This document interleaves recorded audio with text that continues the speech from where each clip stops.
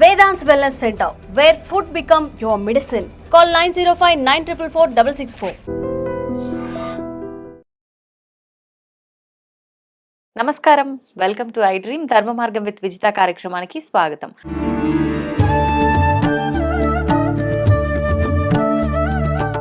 ప్రస్తుతం మనతో పాటు ఉన్నారు దివ్య విశ్వశక్తి పరివార ప్రచారకులు స్వామి ఓం స్వరూప్ గారు. ఇప్పుడు వారితో మాట్లాడి మరిన్ని విషయాలు తెలుసుకునే ప్రయత్నం చేద్దాం. నమస్కారం అండి. శుభాశీషులు దివ్య స్వరూపులందరికీ. ఇప్పుడు రాబోయే కొద్ది రోజుల్లో, అంటే డేట్ కూడా చాలా మంది మెన్షన్ చేయడం జరిగింది, మార్చి 29 షష్టగ్రహ కూటమి అని చెప్పి చెప్తున్నారు. చాలా ప్రళయాలు రాబోతున్నాయని చెప్పి చెప్తున్నారు. జలానికి సంబంధించిన విపత్తులు ఎక్కువగా రాబోతున్నాయని, కరోనాని మించిన ఒక వైరస్ రాబోతోందని రకరకాలుగా చెప్తున్నారు. అసలు వాస్తవం ఏంటి? వాస్తవానికి ఇది ప్రకృతి తీసుకునే నిర్ణయాలు అనేటువంటిది ఒకటి గుర్తుంచుకోవాలి.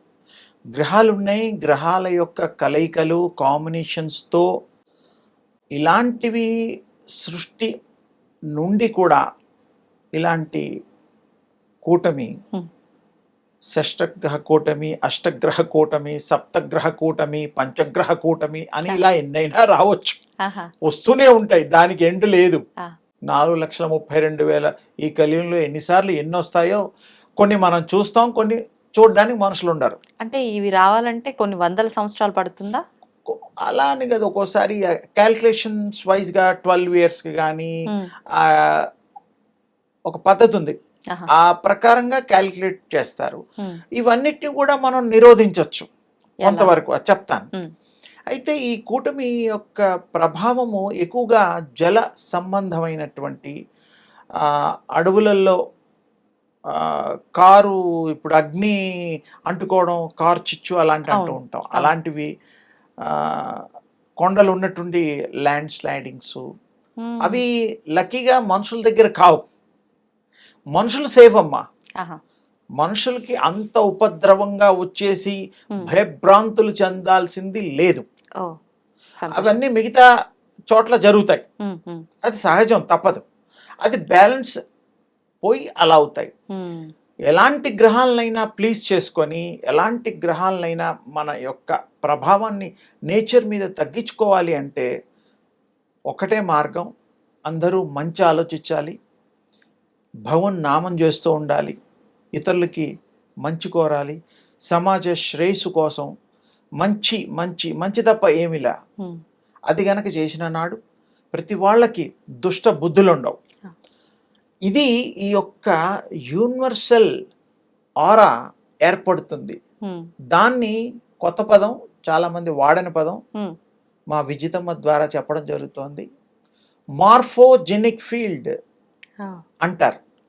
అంటే ప్రపంచంలో ఒక భావంతో ఒక ఆరా ఏర్పడుతుంది, ఒక ఆవరణ ఏర్పడుతుంది, అది ప్రవహిస్తుంది, ప్రసరిస్తుంది ప్రపంచం అంతా. మార్ఫోజెనిక్ ఫీల్డ్ అంటారు దాన్ని. అకల్టిజంలో ఉంటాయి ఇవన్నీ. ఎందుకంటే అకల్టిజంలో నేను చాలా లోతుగా, అందుకని ఎక్కువగా అప్పుడప్పుడు అకల్టిజం గురించి కూడా చెప్తూ ఉంటాను. దాంట్లో అదృశ్య శక్తులకు సంబంధించి కూడా ఉంటూ ఉంటుంది. అయితే అప్పుడు ఆ తయారైపోయి, ఆ ఆవరణ తయారైపోయి రక్షణ కవచంలాగా, భూమికి రక్షణ కవచంలాగా తయారవుతుంది మన థాట్స్. సింగిల్ థాట్ కాదు, యూనివర్సల్ హ్యూమన్ థాట్. సింగిల్ కాదు, యూనివర్సల్ హ్యూమన్ థాట్ కవర్. అంటే మామూలుగా మీరు ప్రతిదానికి బుల్లెట్ ప్రూఫ్, ఆ ప్రూఫ్ ఏదో అంటుంటారు. ఇది కూడా థాట్ ప్రూఫ్ ఏదైతే ఉందో, మనకి చెడు జరగకుండా యూనివర్స్లో నేచర్ ప్రూఫ్. అంటే దానికి పవర్స్ ఉన్నాయి, గ్రహాలకి పవర్స్ లేవని నేను చెప్పడం లేదు. తప్పకుండా కాంబినేషన్లో కొంత చెడు జరగడం సహజం. ఎక్కువగా ఎవరైనా దెబ్బలు కొడుతుంటే అడ్డం ఏమైనా పెట్టామనుకో తక్కువ తగులుతుంది. ఇప్పుడు బుల్లెట్స్ ఎవరైనా కొట్టారనుకో గన్నులో లోడ్ చేసి, మనం బుల్లెట్ ప్రూఫ్ జాకెట్ వేసుకుంటే చావం కదా. ఇది కామన్, ఆలోచించాల్సింది. అలాగే భక్తితో, అనురక్తితో భగవంతుడు శక్తిని సంపాదించుకునే వాళ్ళకి నేచర్ని మనం దేవతగా భావించి పూజించే వాళ్ళకి మంచిని ఎప్పుడు అలవాటుగా మార్చుకొని మంచిని పెంచి హృదయాల్లో పంచి ఏ మానవుడైతే ఉంటాడో ఆ. సర్వము శుభకరము. అసలు విధి వైపరీత్యాలు రావు. ఆ. అసలు ఈ ఆరా వెళ్ళి దానికి క్లాష్ అవుతుంది. ఓకే. గ్రహాలు ఏమిటి, విశ్వాంతరాలలో కూడా క్లాష్ అవుతుంది. బ్యాడ్ థాట్స్, ఇదొక థాట్ ప్రయాణం అన్నమాట. ఇదొక ఫీల్డ్ లాగా తయారవుతుంది. అది చాలా ఇంపార్టెంట్. స్వచ్ఛతగా ఉన్నప్పుడు ఎంత గ్రహాల్లో తేడాలు వచ్చినా, ఏ సముద్రాలు పొంగినా, చరాచరములు చనిపోయినా, అవన్నీ అయినా మానవులు రక్షింపబడతారు. మనతో పాటు ప్రేయర్ చేస్తే సర్వే జన సుఖినోభవంతే కాదు, సర్వ ప్రాణులు కూడా మనం మంచిగా ఉండాలి అనేటువంటి ప్రేయర్ మనం ప్రకృతి మాతని పూజ చేస్తూ చేస్తే తప్పకుండా ఆ యొక్క థాట్లో శక్తి విశ్వం అంతా నిండి మార్ఫోజెనిక్ ఫీల్డ్గా మారి రక్షణ కవచంగా మారి మనల్ని రక్షిస్తుంది. కానీ ప్రస్తుత పరిస్థితుల్లో అది సాధ్యమేనా ఆలోచించడం కష్టమే కదా. ఇప్పుడు మీరు మొన్న మధ్య కరోనా వచ్చింది, అది రావడం వల్ల ఆ 1 or 2 years చాలా మందికి బుద్ధి వచ్చింది. అవును, భయం వచ్చింది. ప్యూరిటీగా తినడం, ఫ్రూట్స్ తినడం, పద్ధతిగా ఉండడం, హెల్త్ కాన్షియస్ ఎక్కువ. షేక్ హ్యాండ్ కూడా ఇవ్వలేదుగా. అవును, లేకపోతే మాట్లాడితే షేక్ హ్యాండ్ ఇచ్చేవాళ్ళం. అవును. అదే మన పాత పద్ధతి నమస్కారాలకు వచ్చింది. దూరంగా ఉండి నాయన నమస్కారం, క్షేమంగా ఉండు. డిస్టెన్స్ కూడా మెయింటైన్ చేసాం. అవును. ఆ డిస్టెన్స్ మెయింటైన్ చేసేటప్పటికి నేను ఇంకో కొత్త విషయం చెప్తా. ఆరాలో ప్రతి వాడికి ఒక ఆరా ఉంటుంది. పుట్టినప్పుడు వాడికి ఉంటుంది, పెరిగేవాడికి ఉంటుంది, ప్రాక్టీస్ చేసేవాడికి కూడా పెరగడం తరగడం ఉంటుంది. అది గనక మనం ఆరా మంచిగా పెంచుకొని మంచి థాట్ని మనం ఇది చేస్తే, ప్రకోపిస్తే, ఆ మనిషికి 3 నుంచి 5 అడుగుల వరకు మినిమం 3కి తక్కువ లేకుండా పెరుగుతుంది. ఆ మంచి థాట్ క్యారీ చేస్తే అది అలాగే ఉంటుంది, తగ్గదు. పాలు పొంగింది పొంగిపోవచ్చు, మళ్ళీ పాలు పొంగడానికి టైం పట్టచ్చు. ఈ థాట్ ఏదైతే ఆరా ఉందో స్టాండర్డ్గా ఉంటుంది. అప్పుడు మీకు చుట్టుపక్కల వాళ్ళు ఎవరన్నా మీరు పక్కన కూర్చున్నా, ప్రయాణం చేసినా పక్కన కూర్చోకూడదు. ఇది కొత్త విషయం చెప్తున్నా. కూర్చోవడం వల్ల ఏమవుతుందంటే హీట్ బాడీస్ వాళ్ళకి, మనం కూల్ బాడీ అనుకో, మనకి వేడి తెలుస్తుంది, చేయి తగులుతుంది. జనరల్ గా సహజం. చిన్నపిల్లల్ని ఎత్తుకున్నా కూడా మనకు ఆ ఫీలింగ్ ఉంటది. ముఖమొహం తెలియని వాళ్ళది ఆ విధమైనటువంటి వాళ్ళ ఆరా మన ఆరాకి క్లాష్ అవుతుంది. అప్పుడు మన ఆరా కొంచెం పవర్ఫుల్గా ఉంటే we can have resistance from that aura. మనం కాపాడుకోగలుగుతాం. వాడికి తెలియదుగా, అసలు ఆరా గురించే తెలీదు. తెలిసిన వాళ్ళు ఆలోచించాల్సింది చెప్తున్నా. పక్కన కూర్చోకూడదు, ప్రయాణాలు చేయకూడదు. ఈ విషయంలో ఫారినర్స్ కొంత మాల్స్లో వాటిలో వాళ్ళు డిస్టెన్స్ మెయింటైన్ చేస్తారు క్యూలల్లో. మనం కరోనాలో మెయింటైన్ చేసినట్టు. కరోనాలో మెయింటైన్ చేసాం కదమ్మా.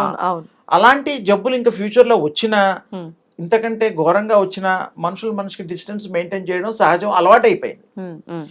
అది ఏమి తెలియకుండా అలవాటైతే అంటుకుంటుందేమో వ్యాధి, గాలి ద్వారా సోకుతుందేమో అనే భయంతో. ఇక్కడ కూడా ఆరా గనక, ఆరా శాస్త్రరీత్యా ఆరా విజన్ అంటాం దాన్ని. ఆరాని చూడగలిగే దాన్ని విజన్. ఆ దాని ప్రకారం ఇంట్లో కూతుళ్ళకి, కన్న పిల్లలకి ఆరా ఎఫెక్ట్ కాదు. ఇప్పుడు మీకు 2 పిల్లలు, 3 పిల్లలు, మీ వారు, లేకపోతే అమ్మ, నాన్న, అత్త, మామ, ఎందుకు కాదు అనేది చెప్తున్నా. అది ఇంపార్టెంట్. సేమ్ జీన్స్ క్యారీ అవుతాయి. థాట్ అది ఇవన్నీ కొంత నా కుటుంబం, మా నాన్న, మా అమ్మ, అదంతా ఉంటుంది. దానివల్ల వాళ్ళకి ఆరా తగిలినా కూడా రియాక్ట్ కారు. ఒక క్షణం రియాక్ట్ అవుతారు. కోపం వస్తుంది, తగ్గిపోయి నా బిడ్డేగా తప్పు చేశాడులే, నెక్స్ట్ టైం చేయకురాని వాడిని భుజగిస్తాం. ముఖమోహన్ తెలియని వాడి జీవితం వింటాడా? వాడు ఎవడో మనకు తెలియదు. ఆడాళ్ళు మగాళ్ళు మనకేం తెలుసు. ఆరా ఉండేప్పుడు మనం ఆరాను పెంచుకునే వాళ్ళు, ఆరా ప్రాక్టీస్, విశ్వశక్తి ప్రాక్టీస్ చేసే వాళ్ళకి ఇది బాగా అనుభవంలోకి వస్తుంది. స్కాన్ చేయగలుగుతారు. అప్పుడు ఈ డిస్టెన్స్ మెయింటైన్ చేస్తే జబ్బులు కూడా రావు. ఎలాగైతే మన 2-3 ఏళ్ళు మనం అలవాటు పడ్డామో అలాగే కరోనా టైంలో లాగా. అంటే ఇది కరోనా కాదు, మీకు అది ఉదాహరణ చెబితే మీకు కరెక్ట్గా అర్థమవుతుందని చెప్పా. అందుకని ఆరా బాగా పెంచుకున్న వాళ్ళకి రెసిస్టెన్స్ వస్తుంది. యూనివర్స్లో మనకు కావాల్సినవన్నీ కూడా దొరుకుతాయి. తర్వాత ప్రకృతి వైపరీత్యాలు ఉండవు, గ్రహాల ఫోర్స్ కూడా మనకి రాళ్లతో అనుకూలంగా. తగిలే దెబ్బలు పువ్వులతో తగులుతాయి. ఒకటే ఓ. మాట, జనరల్గా ఉంటుంది ఎఫెక్ట్, ఆ, కానీ మీకు అంత ఎఫెక్ట్ కాదు. ఓకే. అంటే అంటే మనం there is effect, చేయాల్సింది ఆలోచన పాజిటివ్ ఉండాలి, మనము పాజిటివ్ ఆరా పెంచుకోవాలి, ఆరా. పెంచుకుంటే విశ్వశక్తి ఉపాసన చేయాలి, ఏది మన దాకా రాదు. విశ్వశక్తి ఉపాసన చేయాలి, అది ముఖ్యం. అది లేకపోతే ఇవేవి రావు, ఆరా కూడా పెరగదు, అవును. డివైనిటీ రాదు. ఉమ్, యూనివర్స్లో మీకు ఆ ఫోర్స్ ఏదైతే ఉందో అన్నిటికంటే పవర్ఫుల్. ఉమ్, దేవుళ్ళు కూడా అవతరించింది కూడా విశ్వశక్తి ద్వారాయే కాబట్టి ఆ, మనం కూడా మానవ అవతారం అనేటువంటి గతంలో కూడా చెప్పుకున్నాం అవును. కాబట్టి అవును. మనం రక్షింపబడతాం, ఉమ్, ఇబ్బంది లేకుండా ఉంటుంది. ఈ గ్రహ కూటమిలో ఎఫెక్ట్ ఉంటుంది. ఉమ్, ఎంతో మంది లెక్క గణాంకులు చేశారు, సత్యమే. ఉమ్. కానీ కొంత తగ్గించుకోవాలంటే హరినామమో రామనామమో ఏదో నామం చేస్తూ కొంత అలవాటు చేసుకుంటే ఇందాకే చెప్పినట్టుగా పువ్వులతో తగులుతాయి దెబ్బలు, మానవులకి అంత పెద్ద ఎఫెక్ట్ కాకపోవచ్చు అనేటువంటిది. గ్రహ సంబంధం ఏంటంటే నేచర్ మీద ఎక్కువ ఎఫెక్ట్ ఉంటుంది. ఓకే. ఓకే. ధన్యవాదాలు. అమ్మ శుభం తల్లి.